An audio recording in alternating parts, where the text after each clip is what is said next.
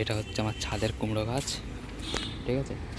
কালকে মাটিতে সার দিয়েছিলাম, জিপসাম সল্ট, এনপিকে দিয়ে। জিপসাম সল্টের সাদাগুলো পড়ে রয়েছে, অল্প করে জল দিচ্ছি। জল মাটিতে খুব পোড়াস, জল দিলে সার সমান ধুয়ে চলে যায় নিচ থেকে, সেই জন্য অল্প করে জল দিয়ে রয়েছে, ঠিক আছে। আর এখানে কুমড়ো ফুল হয়েছে, এই যে এটা এখানে কুমড়ো ফুল হয়েছে, এখানে ছবি নিয়ে এখানে ভালো লাগছে দেখতে। এখানে কুমড়ো ফুল হয়েছে, তুলে নিই, ছেঁড়া যাচ্ছে না। এই যে কুমড়ো ফুলটা আজকের প্রকাশা, এতবার থামনেলও নেওয়া যাবে না, এক হাতে তুলছি, যাচ্ছে বস করে দেখা দেখি গিয়ে। হ্যাঁ, ঠিক করে যে কুমড়ো ফুল হয়েছে, আরও কুমড়ো ফুলের কুড়িগুলো রয়েছে এখানে। এই যে 1 2 3 4 5, এখানে কত হয় 27 28 30 চলছিল তো, আর গুনি একদিন 4 5 কী বলে ইঞ্চি করে বাড়ছে।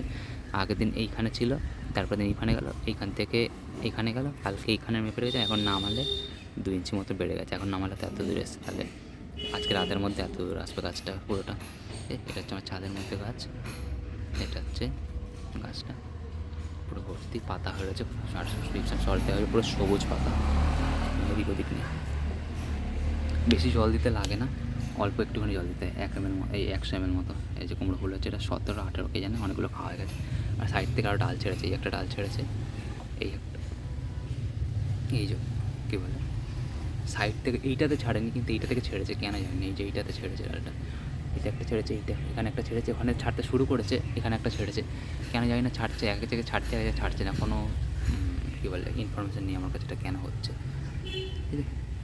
এখানে জল আর সার অল্প করে দেওয়া রয়েছে, কালকে দেখেছেন শুকিয়ে গেছে, আবার আজকে দেবো, যাতে বেশি করে দিচ্ছি যাতে পড়ে না যায়, ঠিক আছে। আমাদের ভিডিওটি পর্যন্ত থাক, কালকে আবার দেখা হচ্ছে। কালকে ফুল হবে না এটা, কালকে এটা হচ্ছে, কালকে হবে না এটা, পরশু হবে এটা, কালকে তারপর দিন হবে এটা, ঠিক আছে। আমাদের ভিডিও শেষ করে দিলাম।